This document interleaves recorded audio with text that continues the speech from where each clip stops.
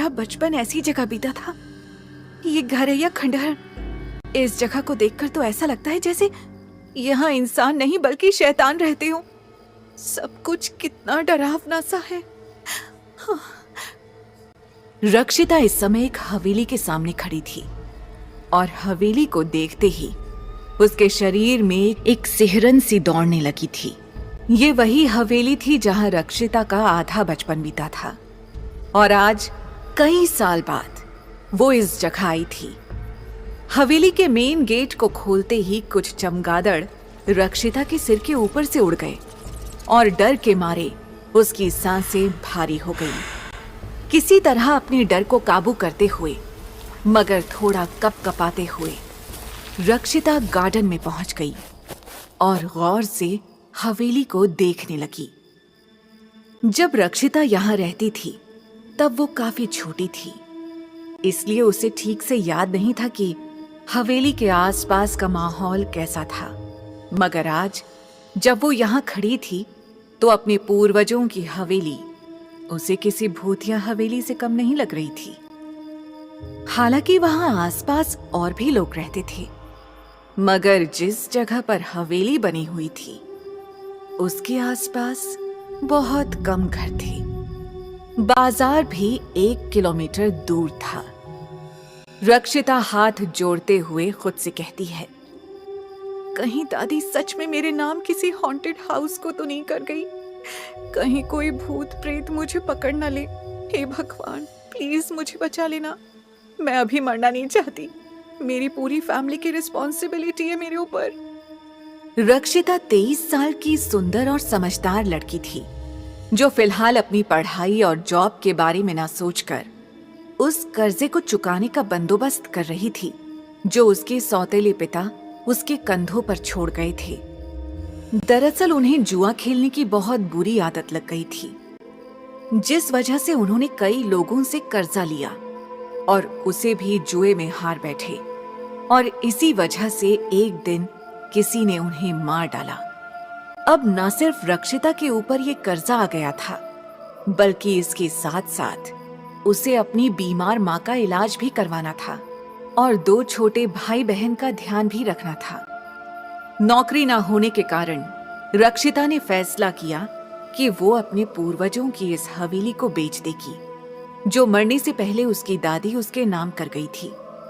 इस हवेली को रक्षिता बेचना तो नहीं चाहती थी, मगर उसके पास इसके अलावा कोई रास्ता भी नहीं था।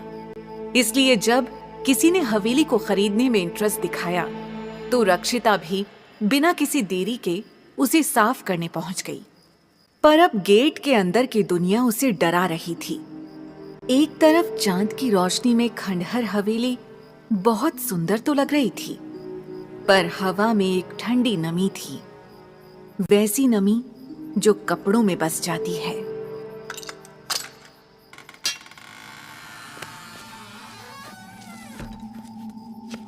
किसी तरह रक्षिता ने हवेली का मेन डोर खोला और अंदर आ गई। चारों ओर धूल ही धूल थी। रक्षिता चारों ओर देखते हुए खुद से कहती है, पहले किचन, लिविंग रूम और एक कमरा साफ कर लेती हूँ। उसके बाद बेसमेंट की सफाई करूंगी, क्योंकि हो सकता है कि मुझे वहां कोई कीमती सामान मिल जाए। दादी अक्सर उस ओर जाने से मना करती थी और कमरा बंद रखती थी, इसलिए मुझे लगता है कि वहां कुछ तो है। सब कुछ प्लान करने के बाद रक्षिता ने अपने साथ लाया हुआ सारा सामान हॉल में रखा और सबसे पहले किचन को साफ करने चली गई। उसने किचन साफ करने के बाद खिड़कियां खोली ताकि साफ हवा हवेली के अंदर आए। अब वो बहुत जल्दी जल्दी हाथ चला रही थी। वो पूरी तरह तो सब कुछ साफ नहीं कर पाई, पर 1-2 घंटे में रक्षिता ज्यादातर धूल मिट्टी साफ करने में कामयाब रही। उसने सारा जरूरी सामान कमरे और किचन में रखा और फिर लिविंग रूम में आ गई। लिविंग रूम की ओर आते हुए उसे लगा जैसे हवा का झोंका बेसमेंट से ऊपर आ रहा था। उसे ये अजीब लगा क्योंकि बेसमेंट का दरवाजा बंद था और वहां से हवा के आने का कोई सोर्स नहीं था। रक्षिता फिर से डर सी गई, पर अब वो बहुत थक चुकी थी। रक्षिता ने अपने माथे का पसीना पोंछते हुए कहा, उफ, मन तो हो रहा है कि यहीं सो जाऊं, मगर काम ज्यादा है और समय कम। पता नहीं ये हवेली इतनी बड़ी क्यों है। पर हवेली बड़ी है तो महंगे दाम पर भी बिकेगी और ज्यादा पैसा भी मिलेगा, जिससे मैं कर्ज चुकाने के साथ साथ और भी बहुत काम कर सकती हूँ। कुछ देर आराम करने के बाद रक्षिता बेसमेंट की ओर बढ़ गई, जहाँ एक कमरा और एक बाथरूम था। जैसे जैसे वो दरवाजे की ओर बढ़ रही थी, वहां से आ रही ठंडी हवाएं उसे महसूस हो रही थी। उसने दरवाजे की ओर अपना हाथ बढ़ाया ही था कि वो दरवाजा अपने आप खुल गया। ओह माय गॉड, ये कमरा है या कोई कबाड़ खाना? इतनी ज्यादा धूल तो पूरी हवेली में नहीं होगी जितनी केवल इस बेसमेंट में है। दरवाजा खुलने के कारण धूल इधर उधर उड़ने लगी थी, जिससे रक्षिता बुरी तरह खांस रही थी और बीच बीच में उसे छींक भी आ रही थी। वो तुरंत बेसमेंट से बाहर आ गई और कुछ देर धूल के बैठने का इंतजार किया, पर उसके बाहर आते ही धूल अपने आप ही सेटल हो गई। डैम इट, ये धूल अचानक कैसे सेटल हो गई? अभी तो यहाँ इतनी धूल थी कि मुझे लगा मुझे कहीं एलर्जी ना हो जाए। पर चलो कोई नहीं, सफाई तो अब भी बहुत लगेगी। पता नहीं कौन सी सदी से ये बेसमेंट बंद पड़ा हुआ है और ना जाने कितने दिन लगेंगे इसकी सफाई में। हाँ, कुछ भी हो, मुझे जल्दी से जल्दी ये हवेली साफ करनी ही होगी।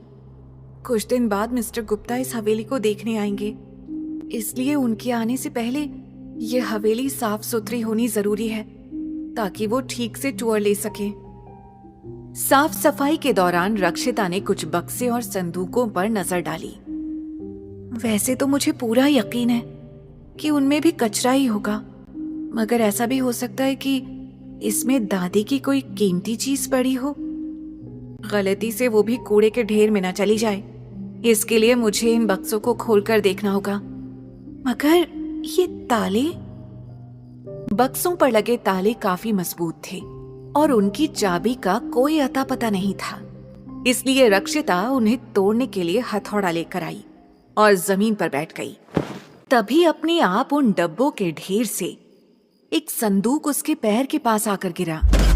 संदूक थोड़ा बड़ा था, तो उसके गिरने की आवाज से रक्षिता को दोबारा वही सिरहन उसके गले के पास महसूस हुई। ऐसा महसूस हो रहा था जैसे ये संदूक रक्षिता को अपनी ओर बुला रहा हो। तो रक्षिता ने पहले इसी संदूक को खोलने का फैसला किया। उसने संदूक को सही ढंग से अपने सामने रखा और हल्के हाथों से हथौड़ा ताले पर दे मारा। हथौड़े ने अभी ताले को ठीक से छुआ भी नहीं था, मगर उससे पहले ही संदूक का ताला टूटकर बिखर गया। संदूक के खुलते ही काफी सारी धूल उड़कर रक्षिता की आंख और नाक में चली गई। छी, छी, कितनी गंदगी है। आउच! मेरी आंखें। बड़ी देर तक अपनी आंखों को मसलने के बाद रक्षिता को थोड़ा सुकून मिला और उसने बड़े ध्यान से वो संदूक टटोला, जिसमें कुछ किताबें रखी हुई थी।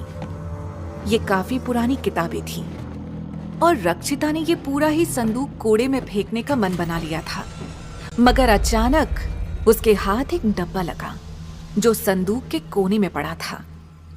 रक्षिता ने वो डब्बा उठाया और उसे मोबाइल की फ्लैश लाइट जलाकर देखा। वो डब्बा काफी कीमती लग रहा था, मगर उस पर काफी धूल लगी हुई थी, जिस कारण डब्बे की चमक कहीं गायब हो गई थी।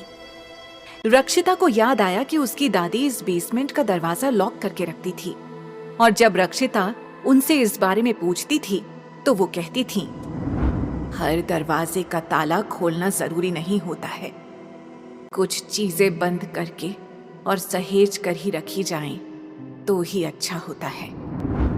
रक्षिता कुछ देर तक यही सोचती रह गई कि वो ये डब्बा खोले या ना खोले, पर फिर उसने सोचा, वैसे भी ये सारा सामान या तो कचरे में जाएगा या मेरे किसी काम आएगा।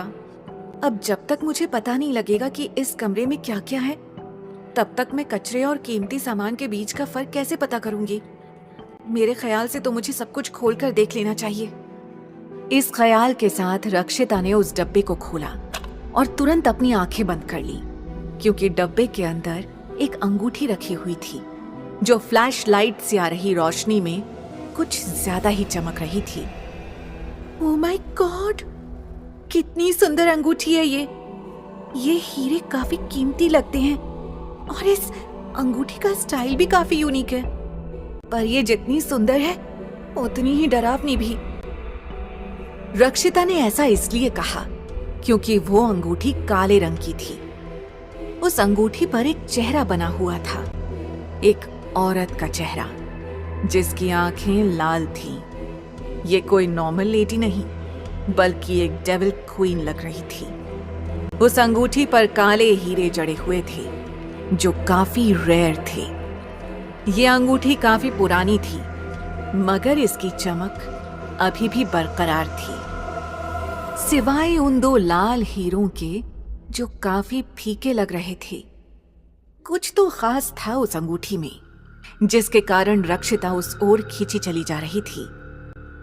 रक्षिता ने अंगूठी को डिब्बे से बाहर निकाला और उसे करीब से देखा तो पाया कि वह छोटे छोटे अक्षरों में कुछ लिखा हुआ था। बड़ी मुश्किल से रक्षिता ने उन शब्दों को पढ़ा। Till death do us apart, यानी कि केवल मौत ही हमें एक दूसरे से जुदा कर सकती है। इन शब्दों ने रक्षिता का दिल दहला कर रख दिया था। उसकी धड़कनें तेज हो गई थीं और पूरे शरीर में एक कपकपी सी छूट गई।